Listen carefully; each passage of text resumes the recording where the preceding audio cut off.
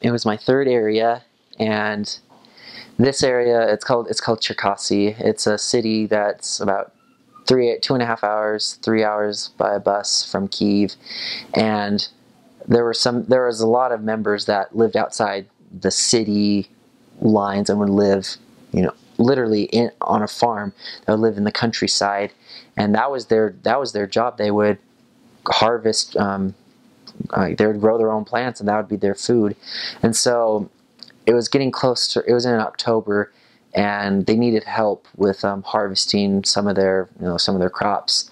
And so we said, so there's two sets of companions, two sets of missionaries in the city, and we decided to help them.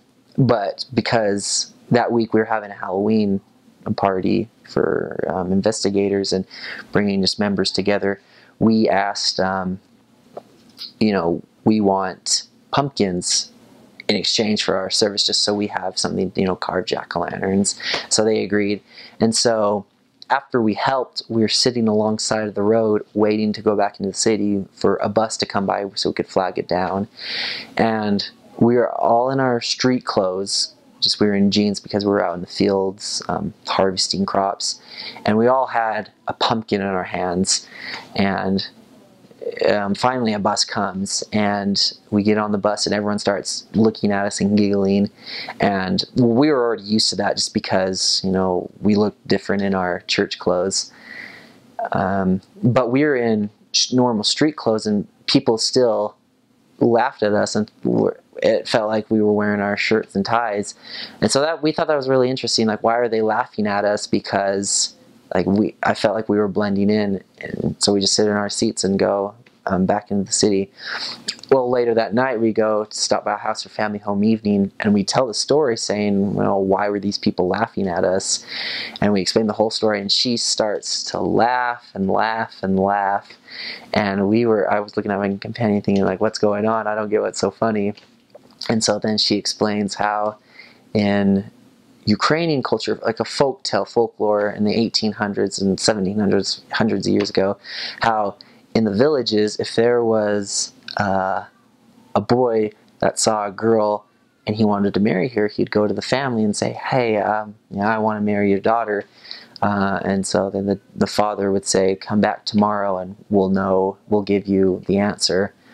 And so the answer is, if he comes back tomorrow and knocks on the door, if she comes out, then she is his bride, and they get married. But if they refuse, they give him a pumpkin. And so there's 4 boys on the road by an old village, each holding a pumpkin. And so we all 4 were rejected. So everyone thought we were all rejected from them proposing to 4 girls.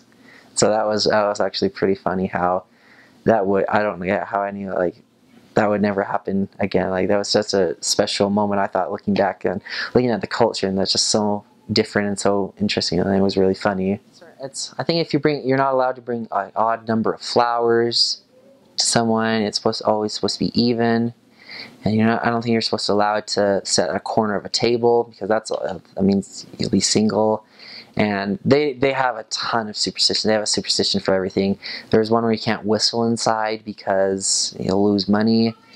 There's another one that being a missionary was really hard when we were tracting. They are very superstitious about shaking someone's hand through a doorway. And so when we'd open the door and we'd say, hi, my name is so-and-so, we'd have our hand out, and it would be crossing their doorway. And that's a big note. That's probably one that everyone believes in. You don't shake hands through a doorway.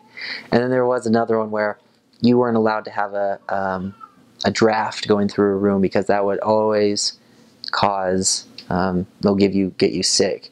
So I can remember it was in the summertime, over 100 degrees inside a bus, and I'm sweating, and there was no breeze. And I remember someone opening the window just to get some air in, and I see this little grandma wrapped up in a scarf, a heavy wool blanket, and it's in the summer, and she yells at the person saying, don't close that window, don't open it, you're gonna get us all sick.